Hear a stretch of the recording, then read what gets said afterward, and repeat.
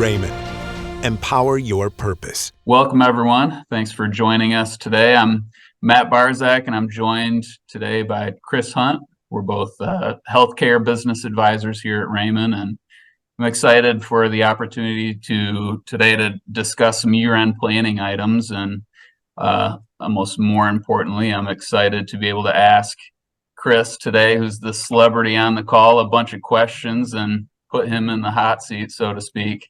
But ultimately, what we want to do, we thought it'd be a good idea to just provide everyone who's listening today a 1,000-foot overview or what it's like for one of us as the advisors in our year-end planning meetings, what's going through our heads on, what are some key performance indicators or KPIs, or what are some top tax planning strategies, or even some operational things that we usually go through with clients at the year end. So, Chris, with that, if you're ready to jump in, we can go through the first question on the docket.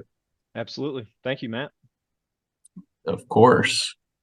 So, Chris, if you wouldn't mind getting into, I mentioned KPI earlier, key performance indicators. If you wouldn't mind getting into a little bit of what we typically look at when looking at a practice towards the tail end of the year. Yeah, and I just want to reiterate, it's titled year-end planning, but really you and I, we do this throughout the year. One of the things that's, I think, really important to remember is that we do monthly financials for our clients.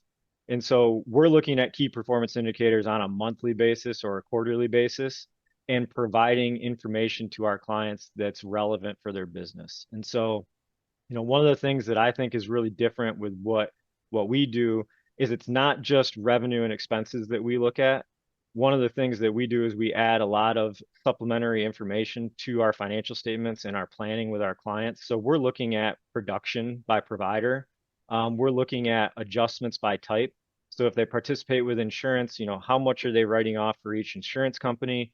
What are they writing off for professional courtesy? If they're giving their staff some write-offs, if they're writing off procedures for them, all of these things are key performance indicators that we're looking at on a monthly basis. From a collection standpoint, we're getting production by provider, but we are also getting collections by provider, because that will really allow us to break down and review some of our profit centers.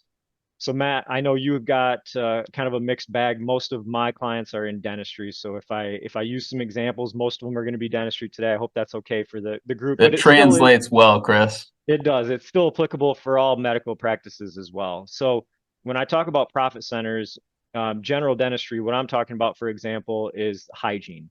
And so if we get this information, production by provider and collections by provider, we can really take a look at the hygiene department specifically to see what its profitability is. So hygiene production as a percentage of total production, for example, should be 33%, 67% should be doctor production. And then if you've got hygiene costs separated as well in your financial statements, you can really see what are your hygiene costs as a percentage of their production. And it should be somewhere between 34 and 38%. So again, these are just some examples of things that we're looking at on a monthly basis, not only revenue and expenses, but production and collections as well. And so when it comes to expenses, some of the other things, I like to look at the key or the biggest cost centers of the business. So in most medical practices and dental practices, Matt, what's the biggest cost?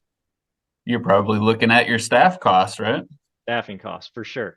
And so what we do is we set up our financial statements where it shows the expenses as a percentage of revenue, so that you can easily benchmark your practice to other practices in your specific medical specialty or dental specialty.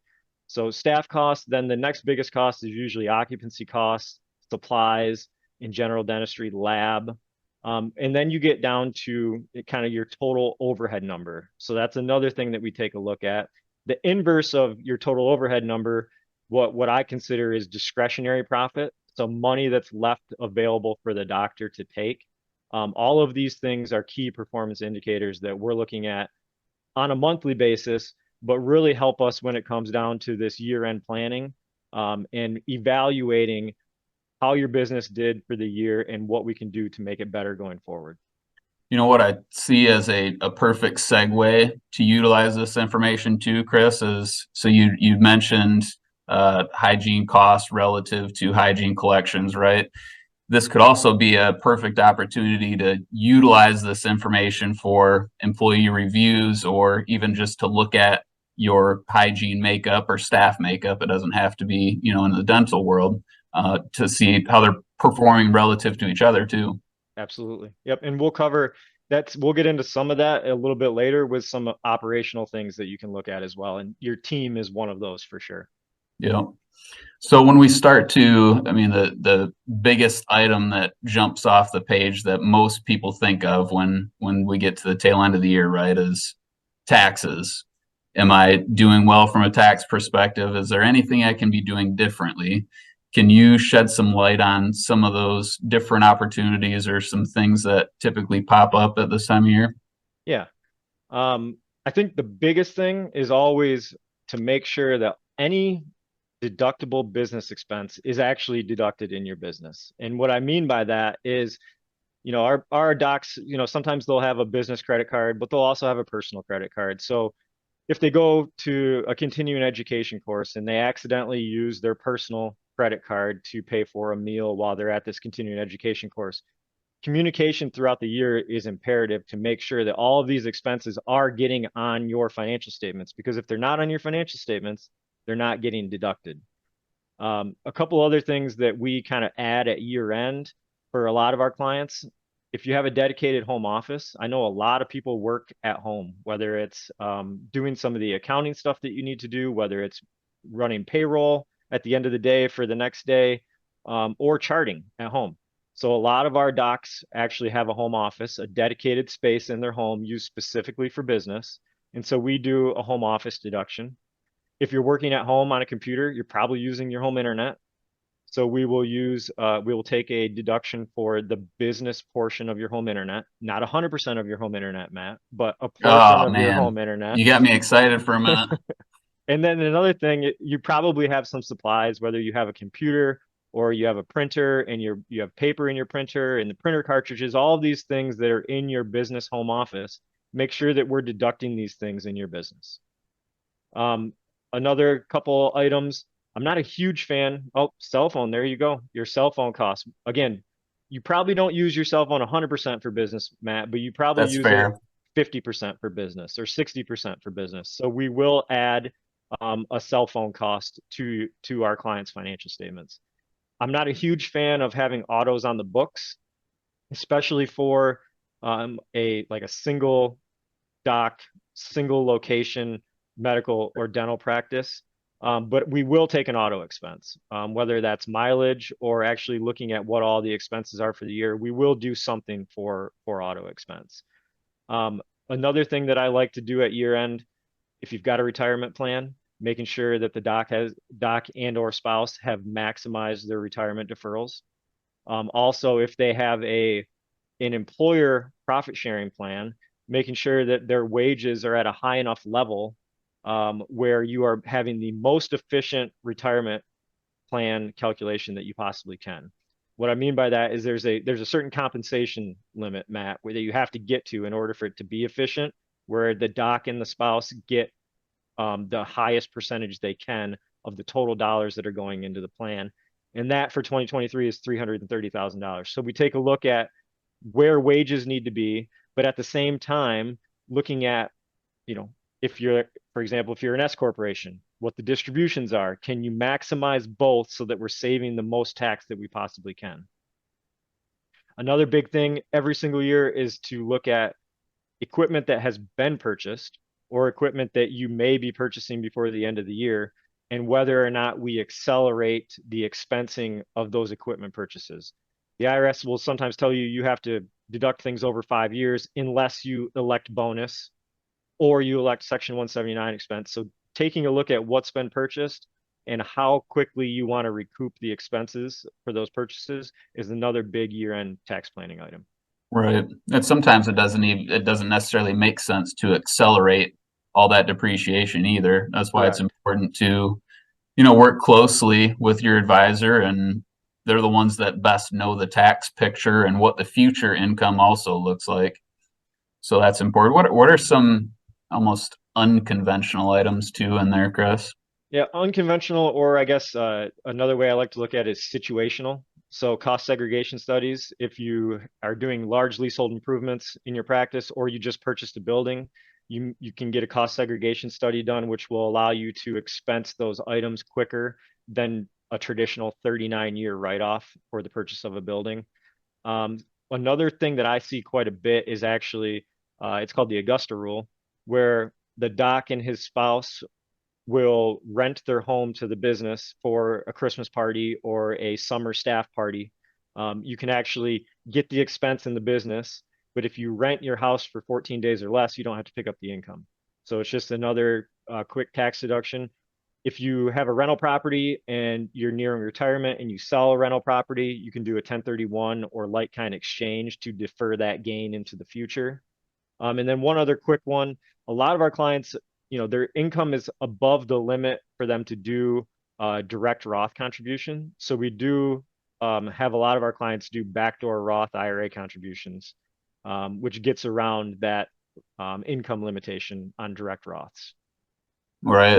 And also too, you can also look at maybe it makes sense to have some family members on the payroll if, they're participating in a certain way. And, every situation is different, but documenting that and making sure that it's appropriate for your situation as well. So that's another key one that is a extreme benefit there. 100%. So moving on to the next question, when we start to think more operationally, Chris. Yep. So moving down to almost taking a step back and looking at your practice from an operational perspective. Can you elaborate on that a little bit more and what you look at? Yeah, I think these are good conversations to have at the end of the year so you can plan going forward and make any changes that you need to make, in this case, going into 2024. But take a look at your practice from the patient's eyes.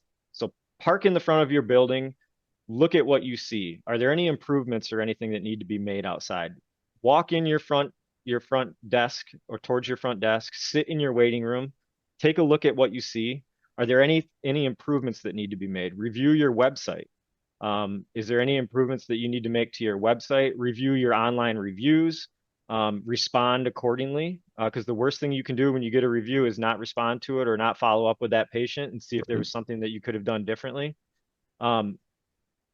This one's a little bit more difficult because most of the time when a patient comes in, the doc's in the back and they're not necessarily listening to the way that their staff is communicating with patients, but maybe having someone come in and just kind of sit in the waiting room and listen to the way the phone is being answered or the way patients are greeted or asking for referrals when a patient leaves. All of these things are some operational things that you could really spend a few minutes and figure out ways that you can improve going forward. You talked a little bit about the team. So reviewing the team that you have in place, are there problems with any of your team members? Is there someone that might not be best suited for the rest of the team members? If you have to make changes, reviewing that ahead of time and coming up with a game plan before you just terminate somebody. These are all things operationally that could be important.